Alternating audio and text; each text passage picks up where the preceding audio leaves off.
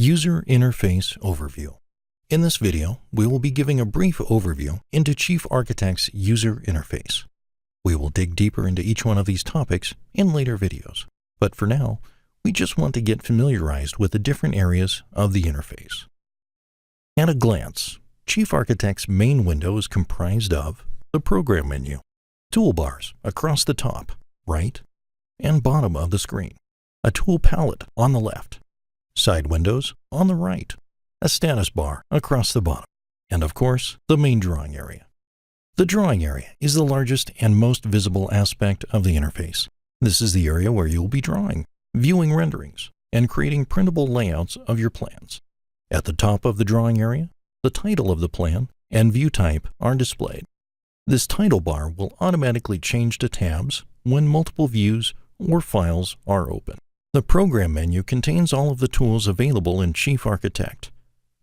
The toolbars below the menu are a collection of commonly used tools. Every tool on the toolbar exists somewhere in the menu, but they are arranged here for quick access. You will notice on the menu that certain tools have a keyboard hotkey listed to the right of the tool name. Similarly, hovering your mouse over a toolbar icon activates a pop-up.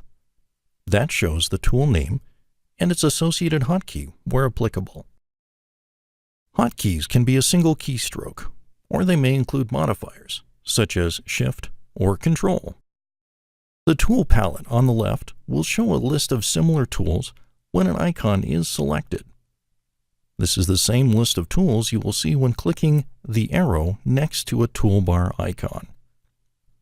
When a tool is selected, the toolbar icon changes to reflect this selection, allowing you to change tools and to return to a previously used tool more easily. The Zoom toolbar is located on the right side, helping you to navigate your drawing by zooming and panning. And below that is the Toggle Mode toolbars, allowing you to toggle common viewing and drawing modes on and off, such as color and line weight. On the right side, we also have side windows, the project browser that shows all of the various components that make up a plan, such as CAD details, saved camera, and section views, saved plan views, and so on. The library browser allows you to place items and apply materials to objects in your plan. And the active layer display options, showing all of the drawing layers present on the plan, as well as the layers associated with any selected item.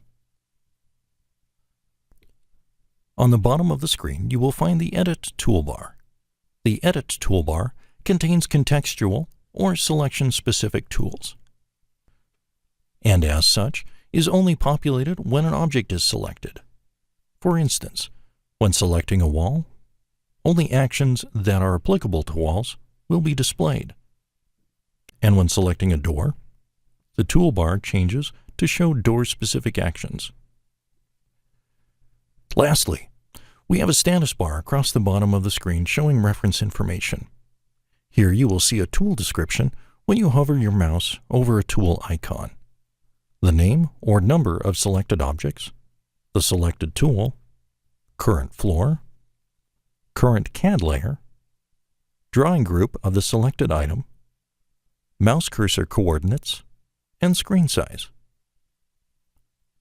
The toolbars, status bar, scroll bars, all side windows can be toggled on or off through the View menu, and, if necessary, toolbars and side windows can be reset to factory defaults through Preferences, Reset Options.